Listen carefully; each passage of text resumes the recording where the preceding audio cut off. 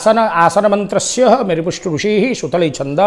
कूर्म देवता आसन विनियोग आसन उपरे बसी सारा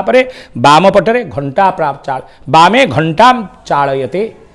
बामरे बाम दिगरे जो घंटी ताको घंटा से घंटी को बजेला गजध्वनि मंत्र मात स्वाहा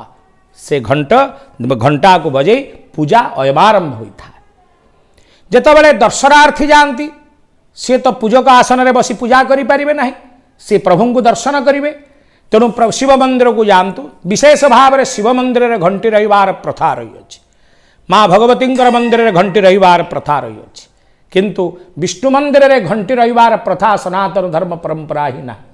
विष्णु सदा जाग्रत अटंती तेणु भगवान शंकर सदा सर्वदा नित्य से प्रभुंकर ठारे नित्य स्मरण ब्रह्मा शंकर द्वारे थांति निरत ध्यान आचरती सदा सर्वदा नित्य ध्यान रत थांति भगवान शंकर तांको जाग्रत करिवा